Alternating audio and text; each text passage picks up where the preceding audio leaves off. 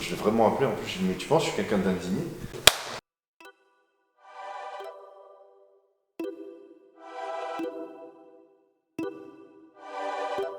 L'indignation, c'est de la colère. Pour moi, la vraie indignation, c'est cette transformation entre le sentiment d'injustice et l'action pour essayer de la réparer.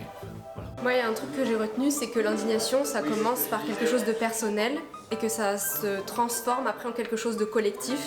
L'indignation, c'est quand le corps, quand le cœur, quand l'esprit, ensemble, s'insurgent contre une situation qui nous paraît intolérable.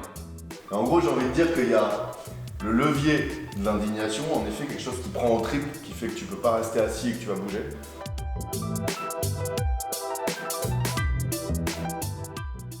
Grâce à Internet, on peut ouvrir l'action politique à tout le monde, pas seulement à ceux qui sont engagés dans une activité militante.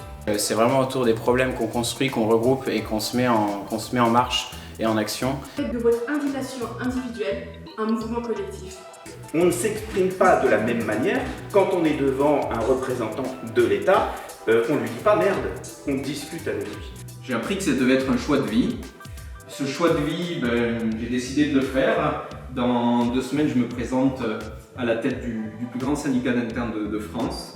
Pense à des choses qui te touchent en positif ou en négatif pour pouvoir réagir vraiment et pas faker, pas imiter les émotions.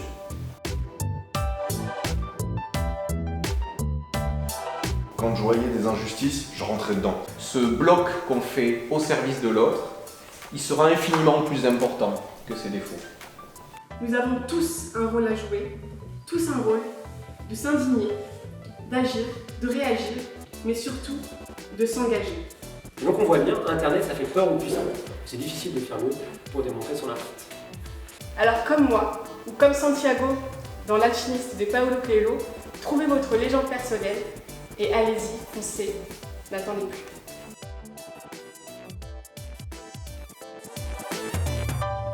Satisfait de la soirée. Le format assez intimiste, ça m'a plu, ça m'a un peu fait baisser la pression. De voir qu'on n'est pas seul à se poser ces questions-là et à culpabiliser un peu de ne pas faire tout ce qu'on voudrait faire, ça fait du bien. On doit vous le dire à chaque fois, le cadre. Puis franchement, le format d'animation, le fait que le public réagisse. Et dit par des entrepreneurs, je trouvais que c'était rassurant. C'est là qu'on voit qu'on a besoin de contact, de chaleur et que l'humain reste la priorité.